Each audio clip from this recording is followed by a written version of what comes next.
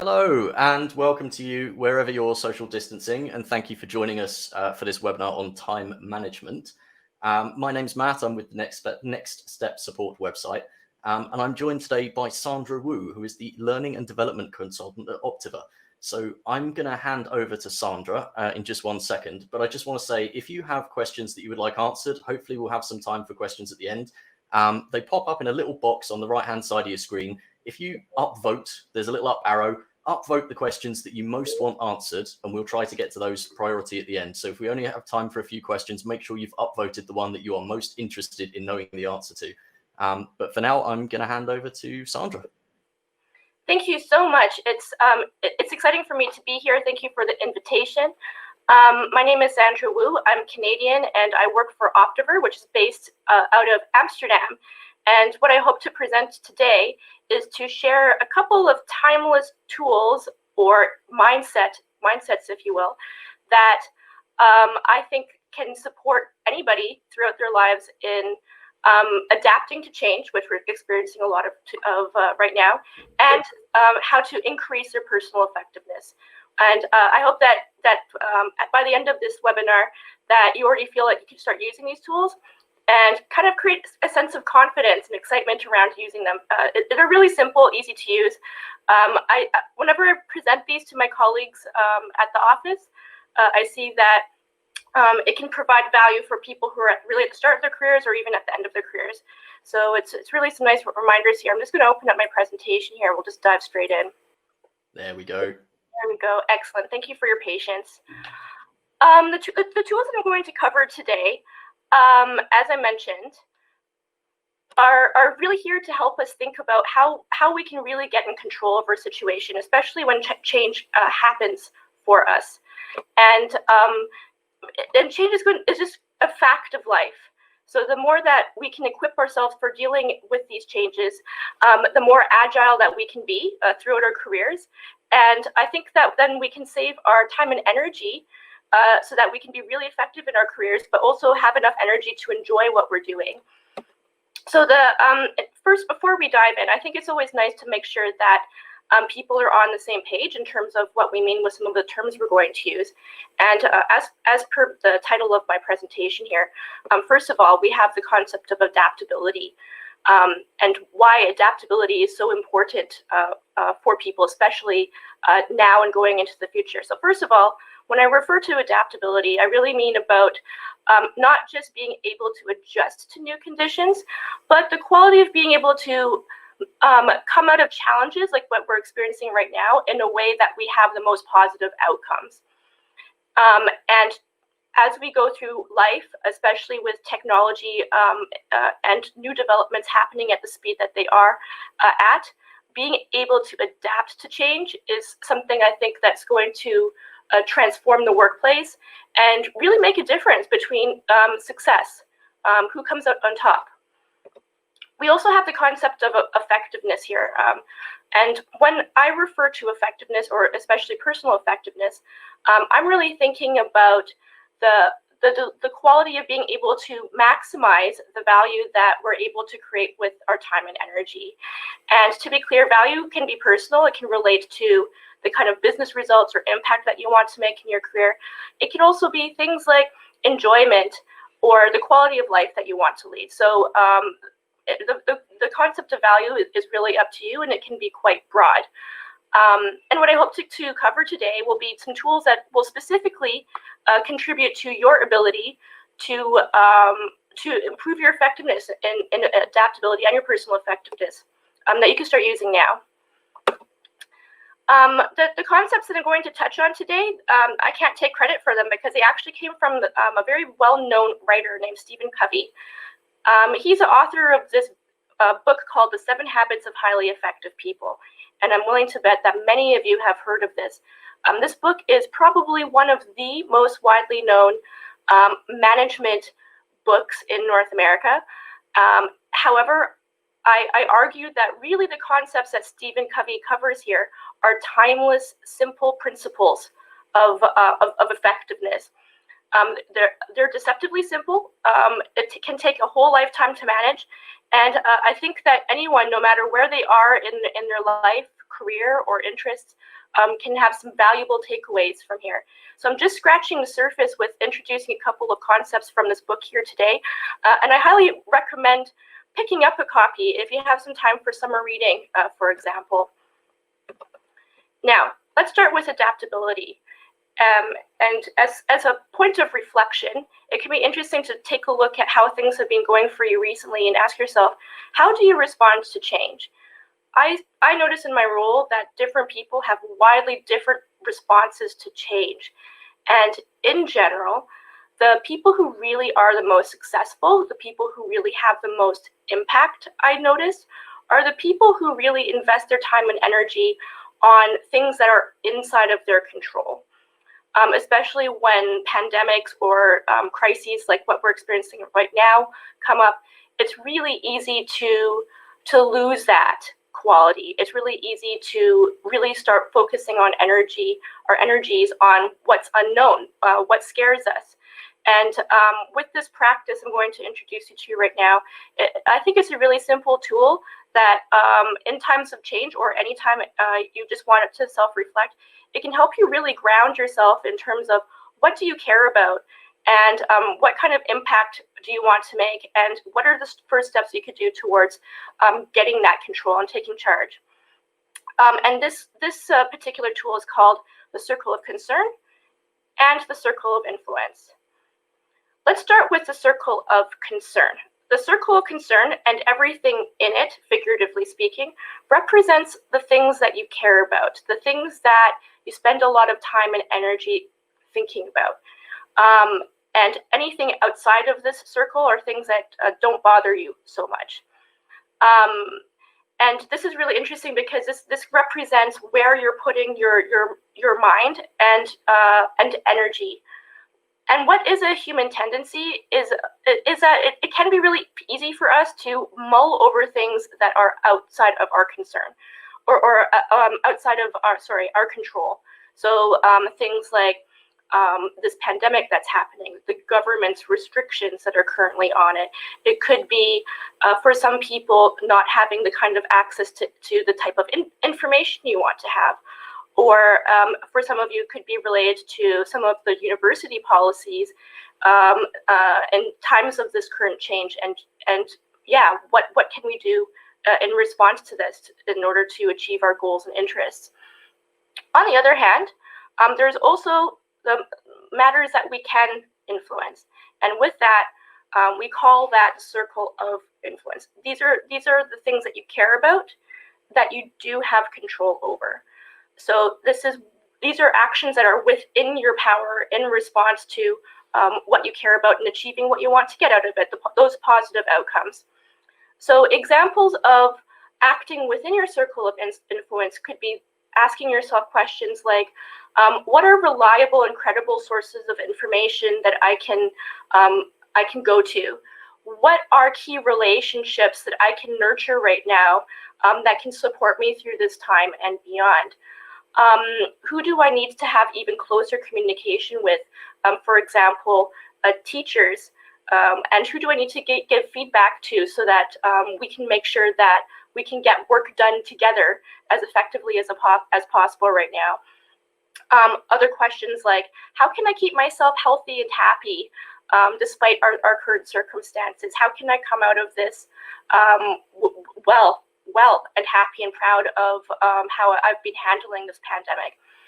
And what's really interesting in general is that those people who start focusing on their circle of influence, what they do have control over, and acting on that instead of worrying about things that are outside of their control, is that over time they will expand that influence. They will proactively grow their feeling of control.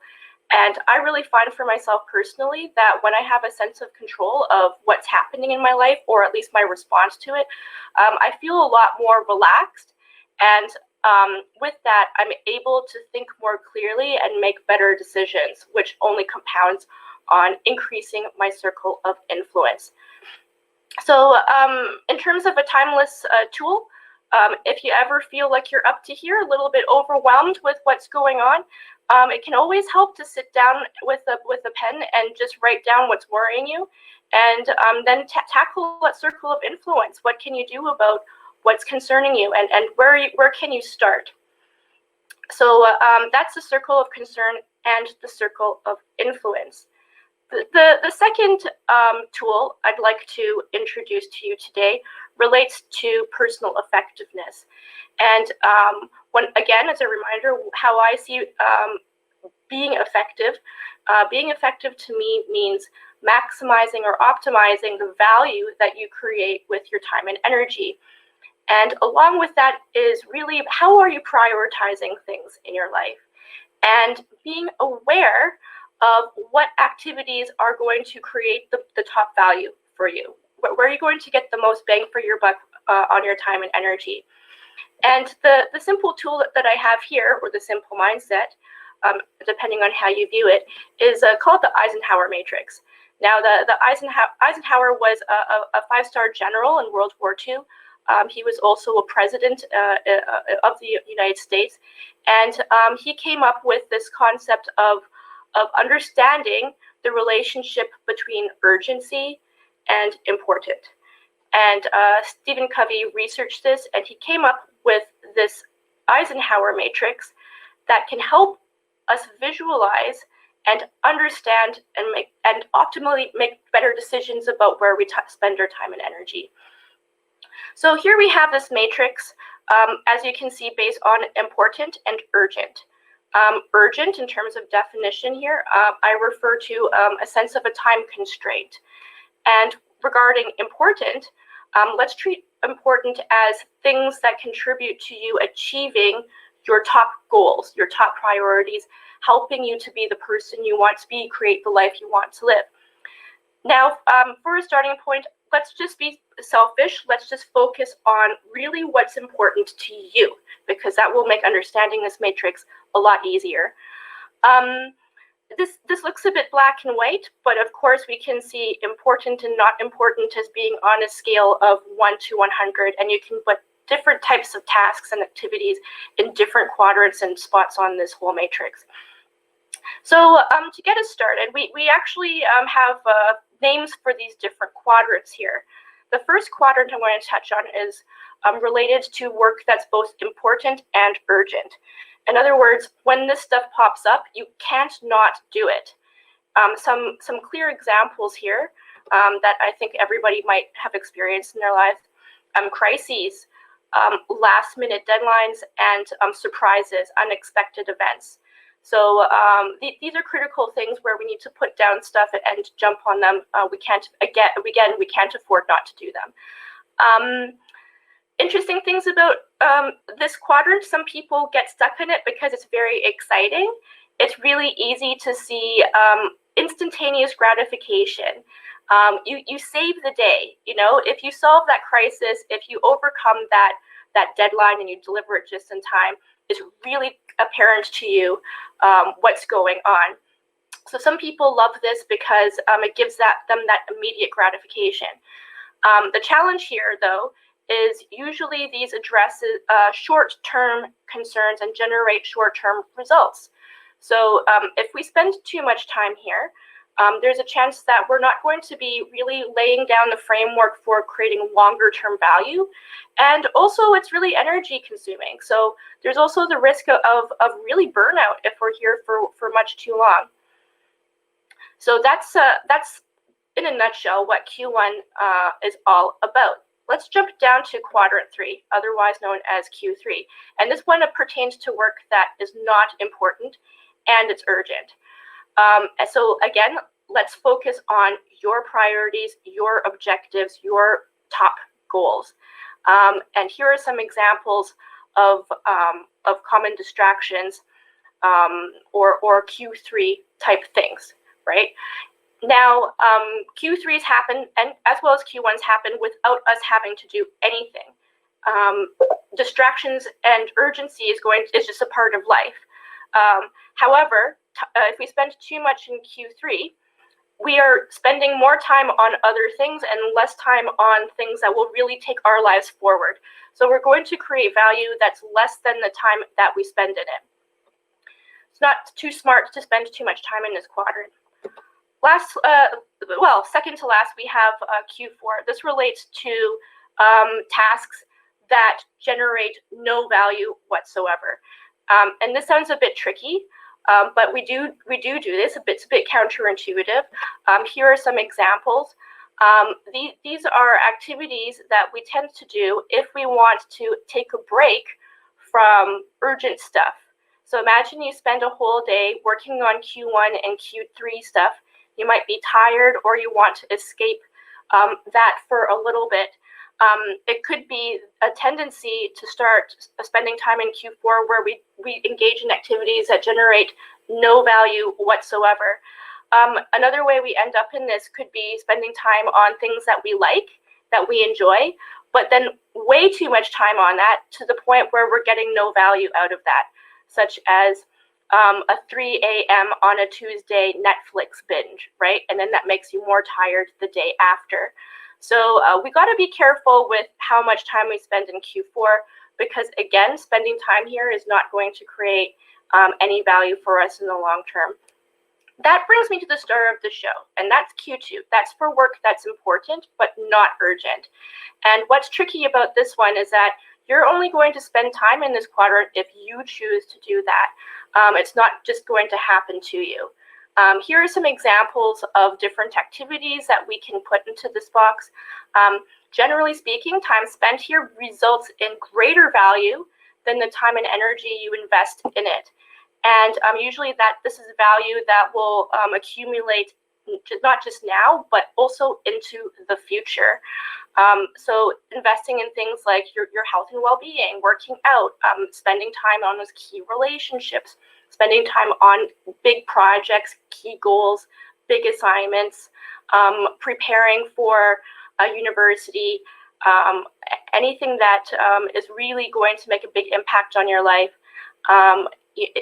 You get what I mean, right? This is going to make that big long-term value that will just keep on giving. So what do we do with this? This is a life's challenge in a nutshell, let's say.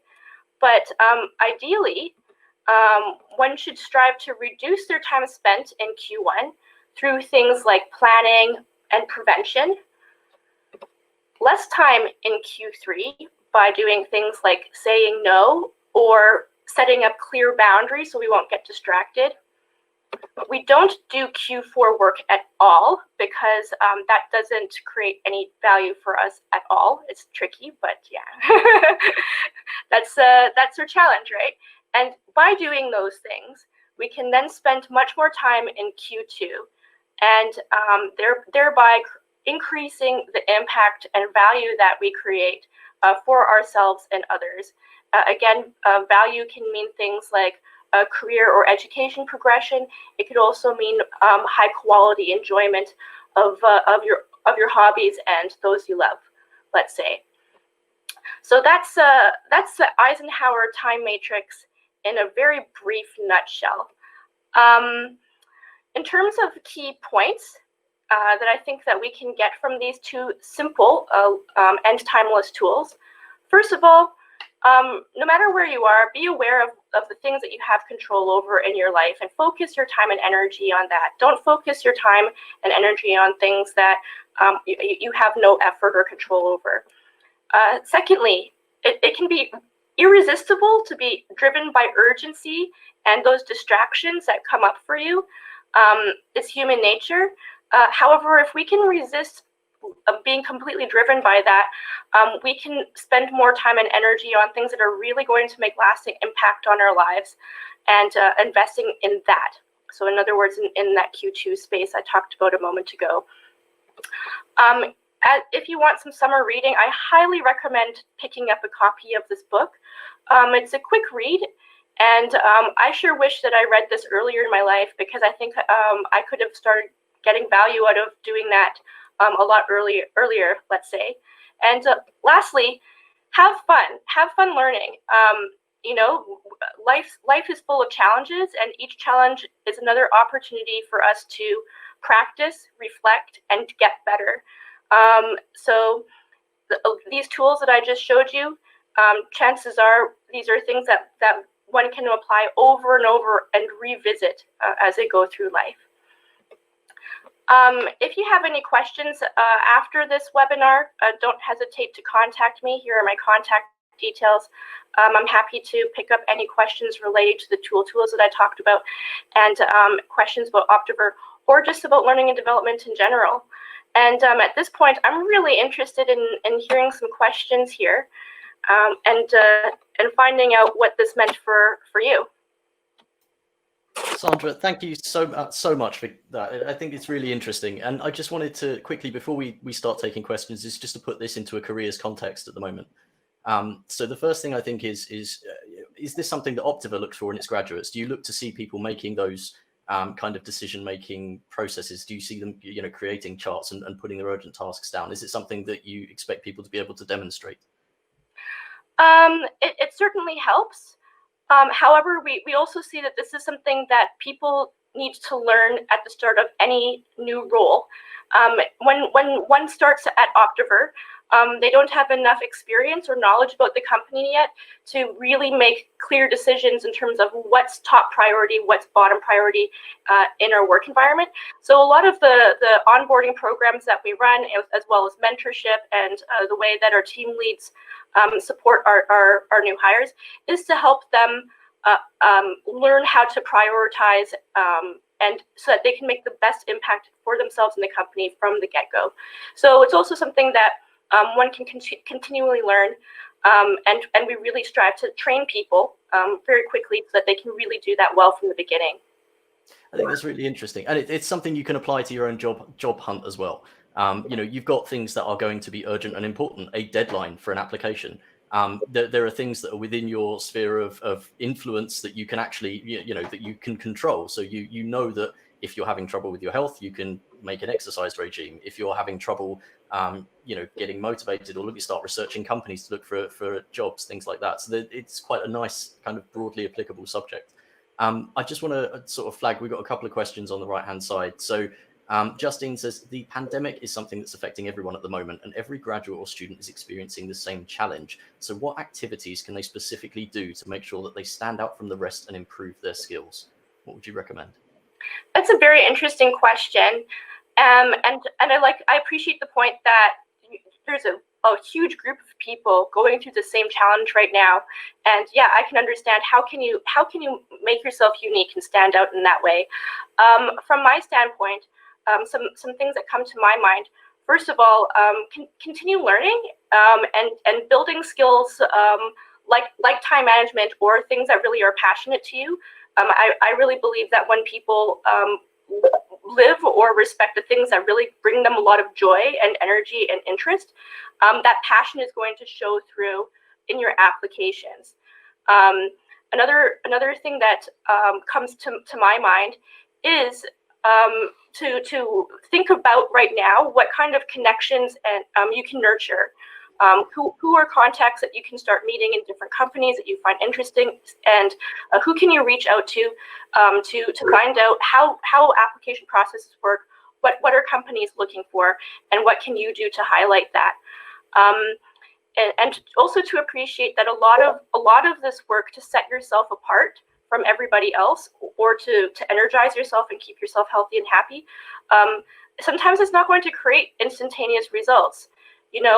Sending in applications, selling yourself a little bit, it takes time for some of these things to pan out, and just to appreciate that can be part of the process sometimes, and hopefully not to get too impatient or beat yourself up over this. So sometimes it just takes some time.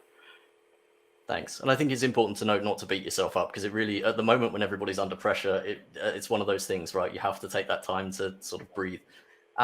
So Laura asks, what tools to manage your time do you personally use? Very good question. The two that I just shared with you, those help me especially. So I like to revisit those tools at least on every couple of months. When I'm really stressed out, I find it really helpful just to dump everything that's going on up here onto a piece of paper, because then I externalize it and I feel like I can control it then. So those two tools really help. Also, I find that doing weekly planning scheduling and like sitting down once a week and thinking about what value do I want to create in this week? What do I want to end this week with? What's going to make me really proud and make me feel like I'm doing everything that I can to achieve what I want to achieve, and then scheduling time for those activities up front into my calendar. That practice, again, that's something I wish I started doing earlier when I was a student, but that really created a huge difference in my career, but also in my personal life, let's say. So those are three practices that I would really start with. I totally agree with that. I mean, never underestimate the power of writing things down, whether it's a calendar entry or whether it's just a journal of what you're thinking about, or even just, just all the chaos of the worries you've got about work, just getting it onto paper can make it so much easier. Absolutely. It's also a way to get to know yourself better. And if you're interested in what employers are looking for, I think that if you show that you know a little bit about yourself and what you like and how you like to work, what works best for you, that's another way that I think can really help you stand out authentically against other candidates. Definitely. So Vicky asks, are there any other books or reading that you can recommend that would help me with life skills that will help me for the future when entering work? Absolutely. To keep it simple, Franklin Covey or Stephen Covey, he wrote other books, and some of them, what they do is that they provide more practical tools on any one of the 7 habits that he initially wrote about in the 7 Habits of Highly Effective People. So just checking out that author can provide you with different, and of course, different tools that work for me might not work for somebody else. So part of it is just reading for yourself and picking out the ones that you think might resonate with you and your own preferences. I would actually just start with Stephen Covey. That's the one author I know for sure that stands out in my mind that I wish I had picked up much earlier in my life, even when I was an early teenager. That would have made a huge impact for me. And I've just popped a link to the Wikipedia page round on the action. I'll try and send another one round in just a second. We've got a couple of questions about quarters, which I think it's probably best to sort of address them together, if that's okay for you. So the first one that came through, and I just want to say that when you're talking about this, I want to ask you actually, when you've got your quarters. So we've got a question here from Jingwen Lao saying, I've tried to reduce my time in Q4, the time wasters, by setting a limit on social media and the iPhone, but we need it to improve our mental health. It's really contradictory, especially if you're alone. I just want to say, are these quarters, when you look at them, is this specifically for work? So like you set hours for your work and therefore Q4 is not applicable while you're working, or is Q4 never applicable and you shouldn't do it even in your free time? How does it function with that, do you think? This is a great question, and I'm so glad that you asked this. To be clear, if you get relaxation, connection, enjoyment out of an activity, that's still value. So if you're on social media and it makes you feel more plugged into other people, by all means, value that. Just be wary of when you're, for example, with social media, let's say spending hours and hours and hours onto this, you get that kind of diminishing return over time. And whereas perhaps you could be spending that time on something else that would create more value for you. So in answer to your question, Q4 can be something that can apply to both your work life and your personal life. And it's not to say that things that you enjoy are necessarily things that you got to cut out. No, let's just be careful that we don't do them to excess, let's say. Thanks. I think that clarifies it a lot. And especially now, I mean, in your free time, as long as you're mindful of what you're doing and as long as it is benefiting you psychologically when you may be stuck at home on end, I know how it feels when you're all alone, social distancing. The other question we have about quarters is, if you're working in a large organization, you might not be able to choose whether you focus on Q2 and you may be forced to spend all of your time on Q3. So that's focusing on Q2, which I think was important but not urgent, and Q3, which is urgent but not important. Are there any suggestions on how to push back? It takes some courage to do that. So first of all, training ourselves in terms of setting boundaries towards other people, and learning how to say no in a friendly way, or negotiating who does what when these requests or problems come your way. this is a muscle that we need to flex and you can train, right? And again, we train people how to treat us. So part of that, by setting those boundaries, hopefully then you can show people how best to work with you, right? And so then you can hopefully spend more time on Q2 things. Of course, some organizations or some roles tend to be more urgency driven. If you find yourself a lot in Q3, it could also be interesting to sit down and think creatively, again, within your circle of influence.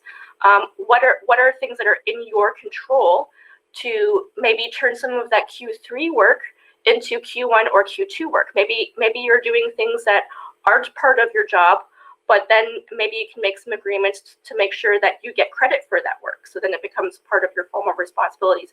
Not to say that that's the only approach, but it's really about that creative thought process and being prepared to negotiate with other people to make that work for a win-win, ideally. But yeah, this takes some courage. And yeah, I highly encourage people to do it, because life's short, right? You don't want to get stuck in Q3. I like that, and it's also worth looking at it and not taking them as separate things. You have the concern and control, and you also have your quarters. You have to use them as an entire thing. So you may be able to influence some aspects, but not others, and you have to accept what they are. So that makes a lot of sense. I think we've actually answered all the questions that we have on the right-hand side, and we're actually we said we were going to finish at 12:20. We're 10 minutes over.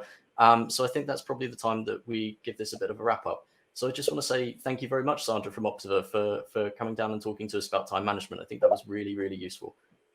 Thank you so much for having me. I really enjoyed that, and I really hope that some of the people here are excited about what we just touched on so briefly. And thank you so much for your questions. And I think we're going to upload a recording of this onto the nextstepsupport.org website. So do keep your eyes on there, and as soon as we've got something, we'll let you know. And if you do have any other needs, I've dropped a few links around to various wellbeing and career-friendly activities that are on nextstepsupport.org. Please feel free to visit the website. Until then, I hope all of you stay safe and stay well. We'll see you again soon. Thanks a lot. Thank you.